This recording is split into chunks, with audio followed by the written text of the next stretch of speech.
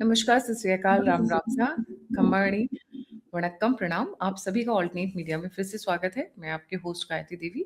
हमारे साथ जुड़े हुए Omkar Chaudhary sir, senior journalist. और आज हम कुछ ऐसे लोगों के बारे में बात करने वाले हैं इम्पोर्टेंट, जो भाग कर तो पाकिस्तान से आए, रोजी रोटी करियर भारत में बनाया, पर बड़ी शर्मिंदा है आज की डेट में। ये वही लोग हैं जो कहते हैं अफजल गुरु हम शर्मिंदा हैं, तेरे कातिल जिंदा है। सुप्रीम कोर्ट को जजेस तक को मारने की धमकी इनडायरेक्ट वे में दे देते हैं। Sir, a very warm welcome on the show. Thank you Gayatri. आपके दर्शकों को भी नमस्कार। जी सर, आज एक बयान बहुत वायरल हो रहा है। एक वरिष्ठ सुप्रीम कोर्ट के लॉयर हैं, उनकी हैसियत वैसे जज से कम नहीं है सुप्रीम कोर्ट के, कपिल सिब्बल का बयान। जी सर। कपिल सिब्बल ने कहा क्या है? कपिल सिब्बल ने कहा है कि बड़ी शर्मनाक स्थिति है, जिस तरह की डेमोक्रेसी चल रही है, जो कुछ बंगाल में चल रहा है, अभिषेक बनर्जी पर जो अंडे और टमाटर फेंके गए हैं, ये बड़ा शर्मनाक है। और शुभेंदु अधिकारी को, राज्य के मुख्यमंत्री को वहां जाना चाहिए जिस स्थान पर ये घटना हुई है। शर्मनाक ये उनको नहीं आ रही है, शर्मनाक ये बयान है। पहली बात ये है कि आप अगर सार्वजनिक जीवन में हैं, जनता के द्वारा ही आपको अगर 3 बार सत्ता की कमान सौंपी गई है और वही जनता आज आपसे या आपकी बुआ जी से नाराज हैं, तो उसके गुस्से का सामना करना भी आना चाहिए। वैसे तो कई तरह की खबरें आ रही हैं। खबर तो ये भी आ रही है कि सीआईडी की जांच का सामना करने से बचने के लिए ये प्रपंच रचा गया है। इसमें कितनी सच्चाई है, कितनी नहीं है, क्योंकि जो 5 लोग गिरफ्तार हुए शुरू में, एक और गिरफ्तारी हो गई है। वो 5 लोग टीएमसी के एमएलए के समर्थक बताए गए हैं। उसमें कितनी सच्चाई है, कितना वो फसाना है, ये अभी इसकी पुष्टि होनी है। लेकिन बीजेपी के समर्थकों ने, बीजेपी के नेताओं ने ही ये दावा किया है कि वो टीएमसी के ही कार्यकर्ता हैं, और ये सब अगर हुआ है तो फिर कहीं ये पूर्व नियोजित तो नहीं था, ताकि सीआईडी की जांच से का सामना करने से बचा जा सके। मेरी समझ में एक बात नहीं आ रही है अभी तक भी। सबने देखा है, कोई पत्थर तो लगा नहीं है, कोई ईंट तो लगी नहीं है, कोई सिर तो फूटा नहीं है, कोई ऐसी चोट तो है नहीं कि खून निकल रहा हो अभिषेक बनर्जी के सिर से या शरीर के किसी हिस्से से। इस घटना के होने के बाद भी वो उस पीड़ित परिवार के पति पत्नी से जाकर के मिले हैं, जिनके जवान बेटे की डेथ हो गई चुनावी हिंसा में। वहां जाकर के वो बात कर रहे हैं, उनसे सबको दिखाई दे रहा है। जबरन बोतल से उसकी माँ को पानी पिलाने की कोशिश कर रहे हैं, ये भी अब वायरल हो रहा है कि आप जबरन क्यों किसी को पानी पिलाने की कोशिश कर रहे हैं, केवल सीन क्रिएट करने के लिए और लोगों को ये दिखाने के लिए कि आप कितने फिक्रमंद हैं उस परिवार के। फिर आधे घंटे तक आप वहां बैठ करके मीडिया से बात भी करते रहे। वहां से निकल करके अपनी गाड़ी तक पूरा काफिला आपके साथ चल रहा था, आप पैदल ही चल रहे थे, तब भी आप मीडिया से बात करते हुए चल रहे थे। आप कलकत्ता पहुंचते पहुंचते स्ट्रेचर पर आ जाते हैं और उसके बाद अस्पताल में भर्ती होने की कोशिश करते हैं। इससे बड़ा ड्रामा कोई हो सकता है क्या? इससे बड़ी नाटक नौटंकी कोई हो सकती है क्या? या डेमोक्रेसी की इससे शर्मनाक कोई सीन हो सकती है क्या? तो शर्म आनी चाहिए इनके कृत्य पर कि आप वहां तो अपने पैरों पर चल रहे हैं और कलकत्ता पहुंचते ही आप स्ट्रेचर पर और अस्पताल में पहुंच जाते हैं।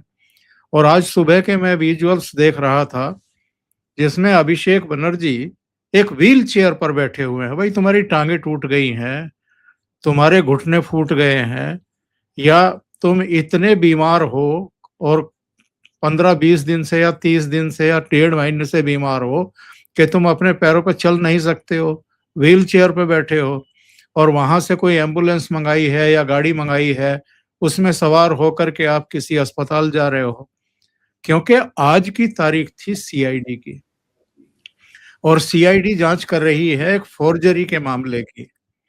इन्होंने शोभन देव चट्टोपाध्याय को नेता प्रतिपक्ष बनने के लिए विधानसभा सचिवालय को एक चिट्ठी लिखी थी। उस चिट्ठी पर विधायकों के फर्जी सिग्नेचर किए गए थे।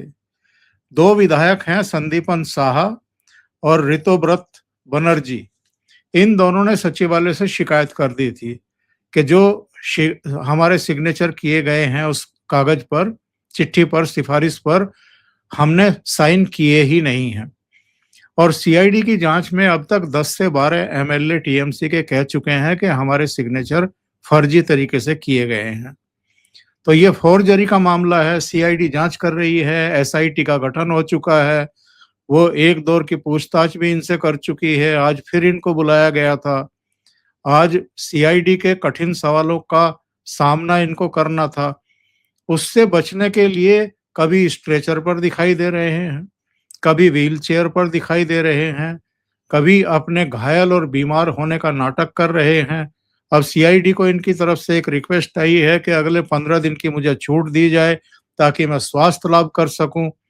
तो इनके जो लीगल टीम के लोग हैं वो इनको ये सलाहें दे रहे हैं कि किसी तरह अपनी खाल बचाओ, क्योंकि ये जो फोर्जरी की गई है ये बेहद गंभीर आरोप है। इसमें तो आप अंदर जाएंगे ही जाएंगे। तो तब तक हम भी जरा सोच ले कि कैसे बचाव किया जाए, और अगर तब तक कोई व्यवस्था हो जाए किसी अस्पताल में लेटने की तो वो भी हो जाए। तो वो जब ये कलकत्ता आए, अस्पताल में भर्ती कराने की कोशिश हुई, जबरन भर्ती कराने की कोशिश की गई। अस्पताल ने देखा कि नहीं, कोई चोट ही नहीं है गहरी। भाई, अंडे से या टमाटर से आज तक किसी का सिर फूटा है क्या कि आप हेलमेट पहनने का नाटक कर रहे हैं और उसके वहां ठीक ठाक चल रहे हो, कलकत्ता आते स्ट्रेचर पे लेट रहे हो। तो अस्पताल ने भर्ती करने से मना कर दिया। दूसरे अस्पतालों में अप्रोच किया, उन्होंने भी मना कर दिया। तो कह रहे हैं कि नहीं नहीं, वो सरकार का दबाव है, फला सीओ ने जो है फोन करके धमकाया अस्पताल को कि भर्ती करने की जरूरत नहीं है। तो अब ये अपने जरा पापों पर, अपने कर्मों पर और अतीत में जो इन्होंने हिंसा को बढ़ावा दिया है उसको भी याद कर लें। और ये जो कपिल सिब्बल जैसे लोग हैं ना, ये अपने क्लाइंट बनाते हैं इस तरह की प्रेस कॉन्फ्रेंस करके। तो वो हिंट दे रहे हैं, अब sorry sir interrupt, Abhishek Banerjee को हिंट दे रहे हैं कि देखो अभिषेक मनु सिंघवी नहीं संभाल पाएंगे, मैं तुम्हारा ज्यादा बड़ा हितैषी हूँ, क्योंकि ज्यादातर टीएमसी के केसेस अभिषेक मनु सिंघवी संभालते रहे हैं। हमेशा ध्यान से इनकी प्रेस कॉन्फ्रेंस सुनिए, समझ में आ जाएगा तुरंत कि इस केस को लपकने के लिए ये प्रेस कॉन्फ्रेंस कर रहे हैं और फिर मोटी फीस वसूल करते हैं, अपीयर होते हैं अदालत में उसकी तरफ से। अब वो लंबा खींचे सुनवाई चाहे जो हो, पहले इनकी तूती बोलती थी। पहले तो ये कहा जाता था ना कि अभिषेक मनु सिंघवी और कपिल सिब्बल और एक दो और नाम हैं, उनको अगर आप कर लोगे एज लॉयर तो फिर राहत मिलना सुप्रीम कोर्ट से आसान हो जाता है। तो ये जो कुछ कर रहे हैं, इनको कपिल सिब्बल को वो 2021 के चुनाव परिणाम आने के बाद की हिंसा याद नहीं है। ममता बनर्जी गई थी क्या किसी मौके पे? बीजेपी के समर्थक वोटर्स के, कार्यकर्ताओं के, नेताओं के घर फूंक दिए गए थे, घर लूट लिए गए थे, दुकानें लूट ली गई थी, उनकी माँ बहन बेटियों के अस्मत पर हाथ डाले गए थे, रेप किए गए थे, 5,000 परिवार पलायन के लिए मजबूर हो गए थे। तो इन कपिल सिब्बल को वो घटनाएं याद नहीं है। हर चुनाव से पहले जो हिंसा होती थी उसमें बहुत सारे लोग मारे जाते थे, उनको हिंसा का शिकार बनाया जाता था। किसी की लाश पेड़ से लटकी हुई मिलती थी, कहीं जंगल में गुमनाम तरीके से डेड बॉडी जो है वो 2-2, 3-3, 4-4 दिन बाद मिलती थी। तो ये जो ढपोर शंखी हैं इस तरह के लोग जो सिर्फ और सिर्फ अपना बिजनेस देखते हैं और संभावनाएं देखते हैं कि एक और मुर्गा फंस गया है, एक और क्लाइंट आ गया है, तो इसलिए ये प्रेस कॉन्फ्रेंस करते हैं। शर्म तो पब्लिक को आनी चाहिए, जो इस जैसे लोगों को एक तरीके से बर्दाश्त करते रहते हैं। इनके जितने ये केस लेते हैं अपने हाथ में, उनकी जरा सबकी शिनाख्त कर लीजिए कि कैसे-कैसे लोगों की ये वकालत करते हैं सुप्रीम कोर्ट में खड़े होकर के। जी। सर, आपने बिल्कुल सही कहा और आपको पता है इनकी एक हियरिंग की फीस कितनी है ऑफिशियली? 40 लाख रुपए 1 हियरिंग। जितना लंबा केस चलेगा उतना अच्छा है। आईपीओ लॉन्च कर देंगे सर। अभिषेक मनु सिंघवी और सिब्बल जी के पास तो था है, क्योंकि क्लाइंट सारे जितने भी हिंदू विरोधी हों, देश विरोधी हों, सब इन्हीं के पास पहुँचते हैं, सब के सब। और एक-एक हियरिंग 40 लाख, सर पता नहीं कौन-सी उसमें से क्या निकाल कर लाते हैं नया कि 40 लाख रुपए फीस लेते हैं। मतलब एक मिडिल क्लास के लिए 40 लाख रुपए बहुत बड़ा अमाउंट है, बहुत बड़ा अमाउंट। जी, सर अभी ऐसा लग रहा है कि ममता बनर्जी पे टूट पड़ा है। अभी थोड़ी देर मतलब पहले तो इनके छोड़ के जा रहे थे लोग, जो इनकी कौन उसमें से थे, टीएमसी में से। अब आज इन्होंने 2 लोगों को एंटी पार्टी एक्टिविटीज़ के लिए निकाल दिया है, ऋता बनर्जी और सांदीपन साहा। ये वही 2 एमएलए हैं जिन्होंने सचिवालय को लिख करके दिया है और सीआईडी के सामने गवाही के तौर पर पेश होकर के कहा है कि हमारे सिग्नेचर उस चिट्ठी पर नहीं है, वो फेक तरीके से हमारे सिग्नेचर किए गए हैं। इसके अच्छा। अलावा भी 10-12 एमएलए हैं जिन्होंने ये कह दिया है, गवाही देते हुए सीआईडी के सामने कि हमारे सिग्नेचर भी गलत तरीके से किए गए हैं।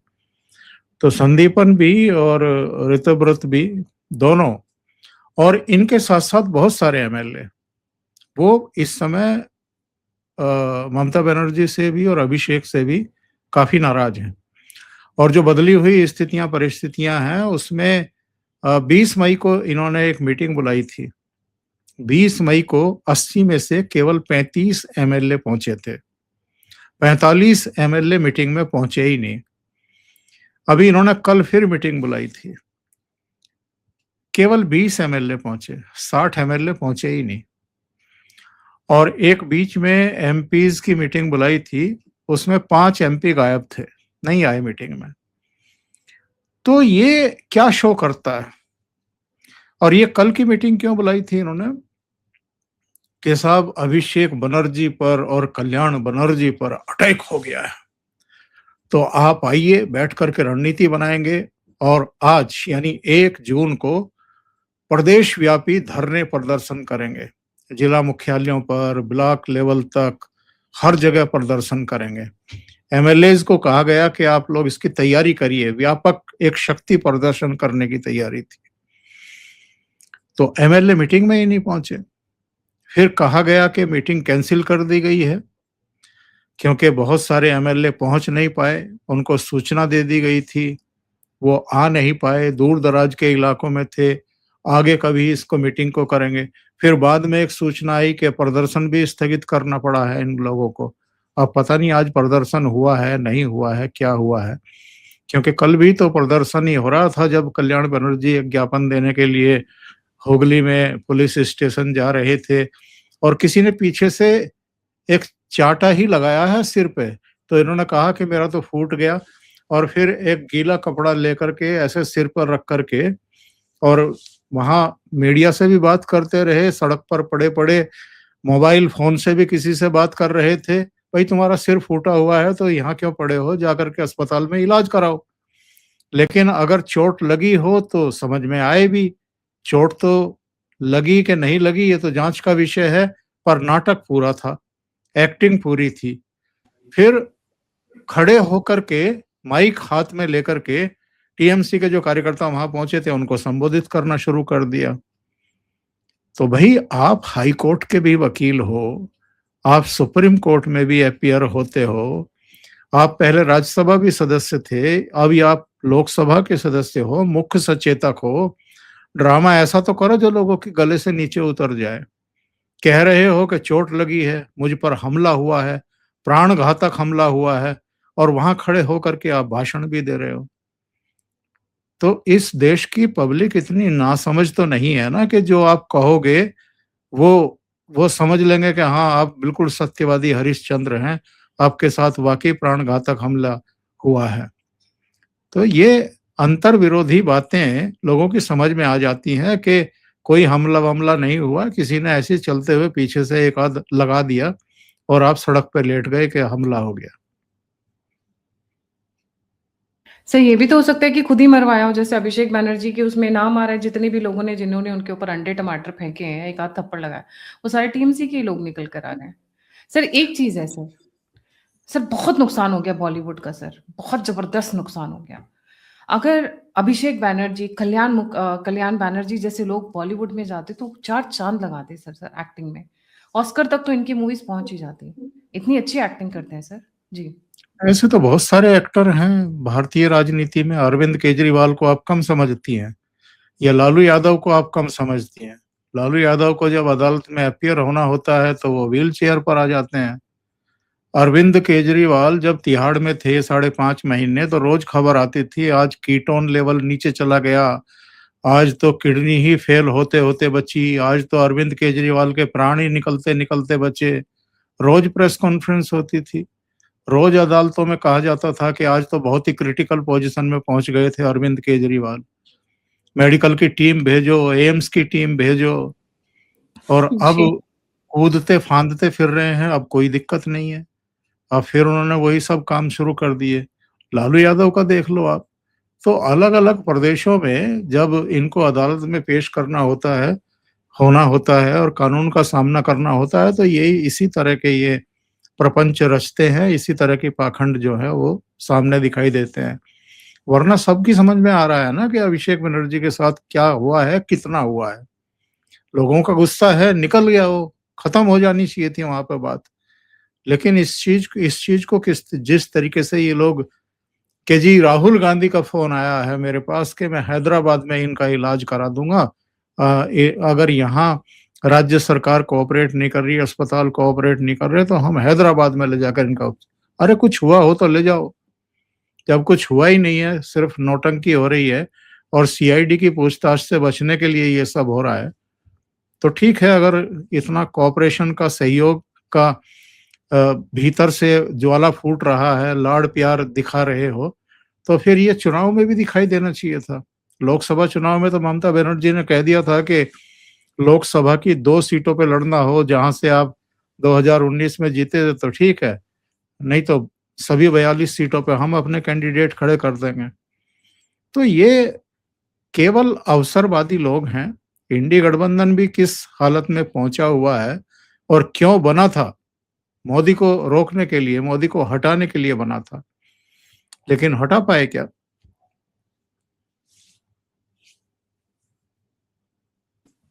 सर बिल्कुल सही कह रहे हैं। सर टीएमसी में इस वक़्त क्या हो रहा है? जैसा अभी आपने बताया, 80 में से 60 एमएलए आए ही नहीं। Something big is cooking looks like. अच्छा सर, निगम पार्षद वगैरह भी जो हैं, वो लोग भी कोई नहीं आ रहे हैं। हर जगह रेज़िग्नेशन का दौर चल रहा है। अच्छा, वो भी एक दौर चल रहा है जहाँ पर लोग घेर-घेर कर मार रहे हैं, जो लोग कट कमीशन तोलाबाज़ी थी। आज भी एक वीडियो आई है जहाँ पे एक साहब ने पूरी ग्राम पंचायत बिठाई है और कहा है, "मैं हाथ जोड़ के माफ़ी माँग रहा हूँ। जिस-जिस से मैंने कट कमीशन लिया हो, आप प्लीज़ आके मेरे से पैसे अपने ले जाएँ।" ये भी एक दौर चल रहा है। बट टीएमसी में कुछ बड़ा लग रहा है सर। जी। मुझे लगता है कि एक अजित पवार और एकनाथ शिंदे की तलाश हो रही है टीएमसी के भीतर, और जिस दिन वो मिल जाएगा उस दिन टीएमसी का एक बड़ा धड़ा टूट जाएगा। और जो महाराष्ट्र की तरह शिवसेना और एनसीपी की तरह ये दावा करेगा कि हम असली टीएमसी हैं, और उसके बाद ये लड़ाई चुनाव आयोग और सुप्रीम कोर्ट तक जाएगी, और ममता बनर्जी और अभिषेक बनर्जी उसी तरीके से तनहा बैठे हुए रह जाएंगे जैसे उद्धव ठाकरे मातोश्री में बैठे हैं और शरद पवार सिल्वर ओक में बैठे हुए हैं। तो आपके हिसाब से सर कौन लगता है जो इनकी कमान सँभाल सकता है? काकोली घोष मुझे एक अच्छी दावेदार नज़र आ रही हैं इस वक़्त, या शी निकल माइट। आएगा कोई ना कोई निकल आएगा, क्योंकि भारतीय जनता पार्टी जल्दबाजी में नहीं है और वो जल्दबाजी में कभी रहती भी नहीं है। महाराष्ट्र में तो इसलिए थोड़ा ऑपरेशन जल्दी कर दिया गया क्योंकि उद्धव ठाकरे को मुख्यमंत्री की कुर्सी से चलता करना था। और डिश तैयार थी, पक करके तैयार थी, तो उन्होंने सोचा कि चलो खा ही लिया जाए, सब कुछ ठीक-ठाक है।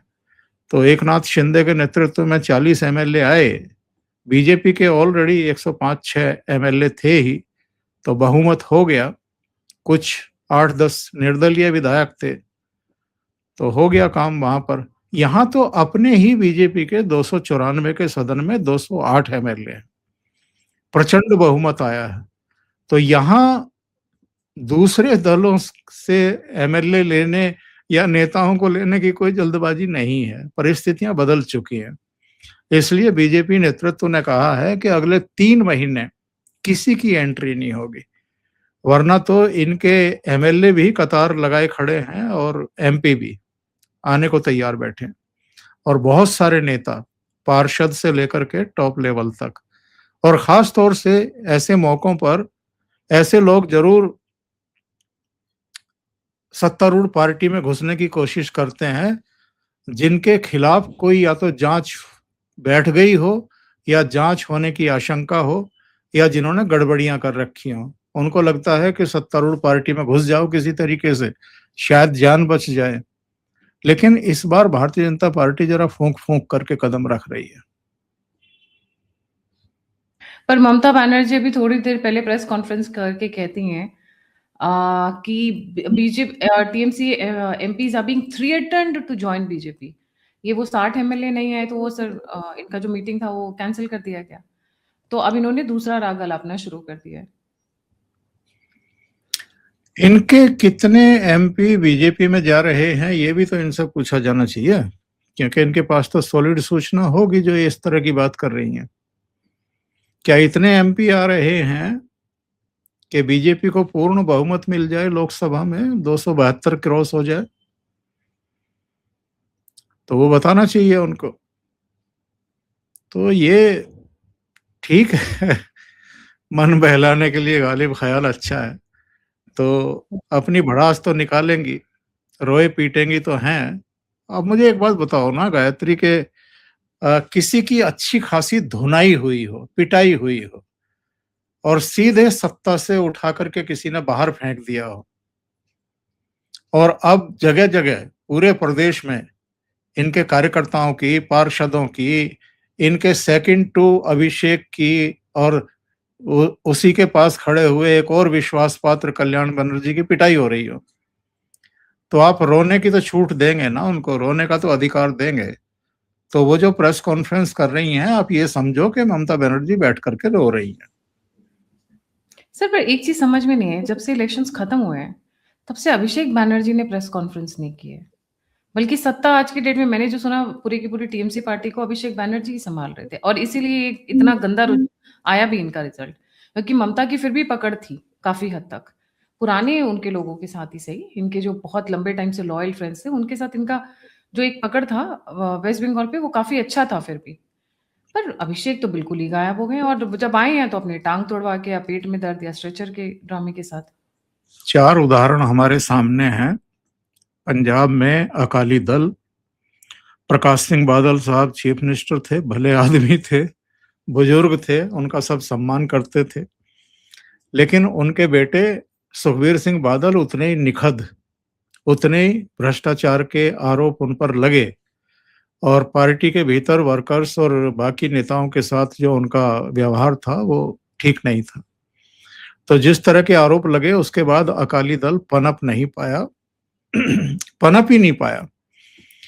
नंबर 2 उदाहरण, बाला साहब ठाकरे का एक रुतबा हुआ करता था, एक साख हुआ करती थी, और मातोश्री में मातोश्री की सीढ़ियां उतर करके कभी किसी नेता से मिलने के लिए उनको जाना पड़ा हो, ऐसा मुझे याद नहीं आ रहा है। जिसको भी जाना होता था वो मातोश्री जाकर के बाला साहब ठाकरे से ही मिलते थे, वो चाहे जावेद मियांदाद हो, माइकल जैक्सन हो, या हमारी देश की राजनीति के दिग्गज जो रहे हों, वो सब, यहाँ तक के प्रणब मुखर्जी जब 2012 में राष्ट्रपति का चुनाव लड़ रहे थे और अलग अलग प्रदेशों की राजधानियों में जा रहे थे, पॉलिटिकल पार्टी की लीडरशिप से मिल रहे थे, वो भी मातोश्री गए थे। हालांकि बाद में उन्होंने अपनी पुस्तक में लिखा कि सोनिया गांधी कुछ ज्यादा ही नाराज हो गई थी कि ऐसे व्यक्ति के पास आप क्यों गए? और वही फिर सोनिया गांधी उद्धव ठाकरे को मुख्यमंत्री बनवाती हुई दिखाई दे रही थी। तो ये अंतर्विरोध है राजनीति के। तीसरा एग्जाम्पल है लालू यादव की फैमिली का। जबान से बाहर बाहर बोलना, चुनौतियां देना, नरेंद्र मोदी और अमित शाह के बारे में उल्टी सीधी, मैं कहूंगा बकवास करना, ये एक शगल बन गया था इनका, लालू यादव का भी, तेजस्वी यादव का भी, राबड़ी देवी का भी। लोगों ने मिट्टी में मिला दिया इनको और पनप नहीं पा रहे हैं बिल्कुल भी। चौथा उदाहरण है राहुल गांधी का। राहुल गांधी जो अनुभवहीन भी हैं, दिशाहीन भी हैं, अज्ञानता के भी शिकार हैं। ये वैसे ही हैं, एक बार अरुण जेटली ने लोकसभा में खड़े होकर के कहा था कि ये ऐसे विशेषज्ञ हैं अलग अलग विषयों के जिनको किसी भी विषय के बारे में कोई जानकारी नहीं है, और ये इस तरह की बयानबाजी करते हैं। लोकसभा के अंदर भी जनसभाओं की तरह बात करते हैं और ना संसद की गरिमा का पता है। सीढ़ियों पर बैठ करके आप चाय और टोस्ट खाते हैं, पीते हैं और खाते हैं। तो इन्होंने किसी और का नुकसान नहीं किया है। नरेंद्र मोदी तो लगातार 13.5 साल तक चीफ मिनिस्टर रहे गुजरात के, और अब लगातार 12 साल से देश के प्रधानमंत्री हैं। उनकी लोकप्रियता में भी कोई कमी नहीं है। उनके नाम पर भारतीय जनता पार्टी अलग अलग राज्यों में सफलता के झंडे गाड़ती जा रही है, लेकिन इनका अपना बुरा हाल हुआ है सबका। अकाली दल को देख लो, शिवसेना को देख लो, और लालू के परिवार को देख लो, कांग्रेस को देख लो, और अब बंगाल में ममता बनर्जी जो ये कहती थी जनसभाओं में कि नरेंद्र मोदी के गले में बड़ा सा पत्थर बांध करके इसको बंगाल की खाड़ी में डुबो दिया जाना चाहिए। एक बार नरेंद्र मोदी ने ऐसे ही, कभी कभी वो चुटकी लिया करते थे, कभी कभी कुछ ऐसी बातें बता देते थे संबोधित करते हुए कि ममता जी से हमारी राजनीतिक लड़ाई भले ही हो और हम एक दूसरे के खिलाफ चाहे जितना भी बोल रहे हों, लेकिन मेरे हर जन्मदिन पर उनकी तरफ से कुछ कपड़े और कुछ मिठाई मेरे लिए हमेशा आती हैं, जब मैं चीफ मिनिस्टर था तब भी और जब प्रधानमंत्री हूं तो भी। तो उन्होंने कहा पलट करके कि अगली बार पैकेट में ईंट पत्थर भर करके भेजूंगी। तो ये इस तरह की बयानबाजी ममता बनर्जी की तरफ से भी, और अभिषेक बनर्जी ने तो सारी हदें पार कर दी। उन्होंने चैलेंज किया एक गाड़ी के ऊपर खड़े होकर के कि अमित शाह ने अगर अपने माँ का दूध पिया है, अगर अपने बाप की असली औलाद हैं, तो 4 तारीख को रिजल्ट के बाद कलकत्ता में या बंगाल में रहे, आकर के हम मिलेंगे, और जो बीजेपी को वोट डालेगा उसका ठीक तरीके से डीजे बजाएंगे। तो अब बंगाल की जनता किसका डीजे बजा रही है वो सबके सामने है। जी सर, मैंने कपिल सिब्बल से शुरू किया था, पर आखिरी में मैं बीबीसी की तरफ आना चाहूंगी। बीबीसी हमारे यहाँ बांग्लादेशी आए हुए हैं, वो स्वयं, क्योंकि फॉरेनर्स एक्ट रूल लागू नहीं होगा यहाँ पे। कल इस बात को बीजेपी स्पोक्स पर्सन ने आके ऑफिशियली बोला है कि we will not be following the foreigners act, क्योंकि इतनी बड़ी जनता है, कहाँ तक डॉक्यूमेंट्स तैयार करेंगे, कहाँ तक वेरिफिकेशन होगी। तो उन्होंने तो सर खोल दिए, आप जाइए, जिसको दिक्कत है वो है, जिसके डॉक्यूमेंट्स नहीं होंगे, कागज नहीं होंगे, आप नहीं आ रह सकते। बीबीसी को क्या आग लग गई है? बीबीसी को क्या प्रॉब्लम है? ये तो हमारा इंटरनल मैटर है। जी, पहली बात तो ये है कि हम लोगों को इस बात की चिंता नहीं करनी चाहिए कि बीबीसी क्या कह रहा है या फला चैनल क्या कह रहा है या इकोसिस्टम क्या कह रहा है। मुझे लगता है कि इस मेंटेलिटी से देश को और ख़ास तौर से राष्ट्रवादियों को बाहर निकल आना चाहिए। ये क्या कह रहे हैं, क्या लिख रहे हैं, इसका कोई असर होता तो वो दिखता भी। पब्लिक पे तो कोई असर दिखाई देता नहीं है। पब्लिक तो ना इनको पढ़ती, ना इनकी सुनती। वो तो एक ही आदमी की सुन रही है, उसका नाम है नरेंद्र मोदी, और जो वो कहते हैं उस पर यकीन करते हैं। जो उनकी सरकार फैसले ले रही है उस पर आंख मूंद करके भरोसा कर रही है। अब ये जो यहाँ से उठा उठा करके बांग्लादेश की सीमा में भेजा जा रहा है जिन लोगों को, क्या है ये, कौन है ये वीजा के साथ आए थे क्या, या पासपोर्ट के साथ आए थे क्या, या जो एक वैध तरीका होता है किसी देश में जाने का उस तरीके से आए थे क्या? और अगर ये घुसपैठिए हैं, इनके पास कोई दस्तावेज एज सच नहीं है, और इनको अगर विदेश मंत्रालय ने परमिशन नहीं दी है भारत में आने की, तो फिर इनको चाहे जैसे फेंके हम बांग्लादेश की सीमा में या दूसरे देशों में जहां से ही आए हैं। अमेरिका ने क्या किया है ये तो पूरी दुनिया ने देखा है ना। हाथों में हथकड़ी पीछे बांध करके और पैरों में बेड़ियां डाल करके जहाज में भर भर करके अलग अलग देशों के घुसपैठियों को उनके देशों में ले जा करके छोड़ा है। तो कौन देश है इस दुनिया में जो घुसपैठियों को अपने यहाँ दामाद बना करके उनको खिलाएंगे पिलाएंगे, और जो हमारे मूल नागरिक हैं उनके अधिकारों पर डाका डालने की छूट देंगे? ये बदला हुआ भारत है। और यहाँ अब सारी जितनी ल्यूपहोल्स थी, जो सरहदें खुली छोड़ दी गई थी ऐसे लोगों के भ्रमण के लिए, अब तक तो इनको समझ लेना चाहिए जितने ये इस तरह की बकवासबाजी करते हैं कि नरेंद्र मोदी और उनकी सरकार कर क्या रही है। पहले लेह लद्दाख के इलाके में चीन के सैनिक अंदर तक टहल करके, कई बार तो टेंट लगा करके वहां कई कई दिन रुक करके वापस लौट जाते थे, और नई नई जगहों पर अपने निशान लगा करके वहां तक कब्जा कर लेने की घोषणा करके वापस चले जाते थे। ये पहली सरकार है जिसने उनको चैलेंज किया, उनको रोका, उनको धमकाया और वापस खदेड़ा। वरना ये गलवान वाली पोजीशन क्यों, सिचुएशन क्यों पैदा होती? या डोकलाम में, डोकलाम तो खैर भूटान का मामला था, पर वहां भी 73 दिन तक हमारी सेनाएं खड़ी रही, स्टैंड ऑफ रहा वहां पर, और अल्टीमेटली 4.5 साल तक पूर्वी लद्दाख में स्टैंड ऑफ के बाद चीन को वापस अपने कदम खींचने पड़े। तो ये नहीं बर्दाश्त करती है ये सरकार। पहली सरकार है जिसने उड़ी के बाद सर्जिकल स्ट्राइक किया, पाकिस्तान में घुस करके पुलवामा के बाद एयर स्ट्राइक किया, और ऑपरेशन सिंदूर क्यों करना पड़ा ये भी जरा इन लोगों को याद रखना चाहिए। और वहां पर पाकिस्तान में जिस तरीके से अननोन गनमैन भारत के वांछित आतंकवादियों को एक एक करके निपटा रहे हैं, जरा ये भी समझ में आ जानी चाहिए ना। आज तो म्यांमार के राष्ट्रपति भी भारत की यात्रा पर हैं, अधिकृत यात्रा पर हैं, और अभी 4 दिन पहले एक एयर डिफेंस डील हुई है अफगानिस्तान और रूस के बीच में। तो जरा ये भी समझ लेना चाहिए, और इसके पीछे कौन है और क्या ये सब चल रहा है, जरा इसके बारे में भी लोगों को समझना चाहिए। और ये बीबीसी वाले या दूसरे एबीसी वाले इनके राग अलापने से या इनके रोने पीटने से कुछ होने वाला नहीं है। अब अगर सरहदों को चाक चौबंद करने का फैसला अमित शाह और नरेंद्र मोदी ने कर दिया है, तो इन लोगों को जरा पीछे जाना चाहिए।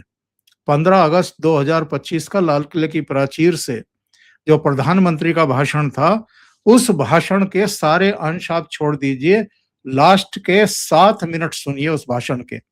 नरेंद्र मोदी ने क्या कहा था? डेमोग्राफी चेंज एक बहुत बड़ी साजिश है भारत के खिलाफ, और हम अब इसको मिशन मोड में चैलेंज के रूप में एक्सेप्ट कर रहे हैं और इससे निपटेंगे। तो इसके लिए एक हाई पावर कमेटी भी गठित कर दी गई है। इसमें एक पूर्व जस्टिस को अध्यक्ष बनाया गया है, एक पूर्व आईपीएस, एक आईएएस, और कई दूसरे सदस्य इसमें बनाए गए हैं। होम मिनिस्ट्री के सेकंड सेक्रेटरी बनाए गए हैं उसमें, और ये अपनी रिपोर्ट देगी कि ये डेमोग्राफिक चेंज जो हुए हैं पूरे देश में और खास तौर से सरहद से लगते हुए राज्यों में, इसके पीछे की साजिश क्या है और इसको कैसे रोका जाए, उस पर एक रिपोर्ट आएगी, तब आएगी। लेकिन उससे पहले ही जो घुसपैठिए यहाँ हैं उनको चेतावनी दे दी गई है कि आप अपने आप ही निकल लें तो अच्छा है, बाकी सरकार को तो जो करना है वो करेगी। बहुत इंटरेस्टिंग सिचुएशन हो रही है। शिंदे की तलाश है, अजीत पवार की तलाश है वेस्ट बंगाल की राजनीति में। जैसे जैसे दिन बढ़ रहे हैं वैसे वैसे चीजें हो रही हैं। और सर डर का आलम ऐसा है, मतलब ऐसा डर का आलम है, मैं शेयर कर रही हूँ स्क्रीन के ऊपर। सॉरी ये मिस हो गया, ये कुछ और आ गया है। अभी एक मैं वही वीडियो दिखाना चाह रही थी, सॉरी फॉर दिस वन, कि किस तरीके से जो बंगाल में जो गुंडे थे, माफिया थे, टोकनबाज थे, टोलाबाजी थे, हाथ जोड़ जोड़ कर बोल रहे हैं सर हमसे गलती हो गई, ले जाइए अपने पैसे। घबराहट का माहौल है वहां पे इन लोगों के बीच में। जी। जब पश्चिम नेता। बंगाल पश्चिम जी। बंगाल दूसरा गुजरात बनने जा रहा है। बहुत लंबे समय तक बीजेपी का शासन वहां रहना है। और जिन हिंदुओं को, सनातनियों को दमित करके रखा गया, कुचल के रखा गया, अपमानित किया गया, अब वो खुले में सांस ले पा रहे हैं। और आगे ये एकजुटता जैसे गुजरात में हमें देखने को मिलती है सनातनियों की, जैसे हमने अभी लोकसभा चुनाव के बाद हरियाणा में देखा, महाराष्ट्र में देखा, दिल्ली में देखा, बिहार में देखा, अब वैसा ही वातावरण बंगाल में देखने को मिला है। और फरवरी के शुरू में 5 राज्यों में चुनाव होंगे, वहां भी देखेंगे। जी। बहुत इंटरेस्टिंग सिचुएशन होने वाली है, क्योंकि अभी 7 राज्यों के चुनाव आने वाले हैं।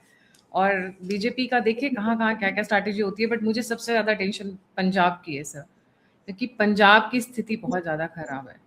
और अरविंद केजरीवाल के मंसूबे क्या हैं वो हम पहले भी कवर कर चुके हैं, और जैसे-जैसे इलेक्शंस आएँगे तो हम कवर करेंगे। Thank you so much sir for joining. जाने से पहले सभी व्यूअर्स से रिक्वेस्ट है, सर का चैनल है OCN network. Please don't forget to like, subscribe and share the channel, and don't forget to like, subscribe and share the alternate media. आप मेरी सहायता करना चाहते हैं तो दिए हुए नंबर पे आप मुझे कंट्रीब्यूट कर सकते हैं। आप मुझसे जुड़ना चाहते हैं, इन्फॉर्मेशन शेयर करना चाहते हैं, तो सभी के सभी लिंक्स डिस्क्रिप्शन बॉक्स में। इसी के साथ जय हिंद, जय श्री राम, हर हर महादेव। जय हिंद।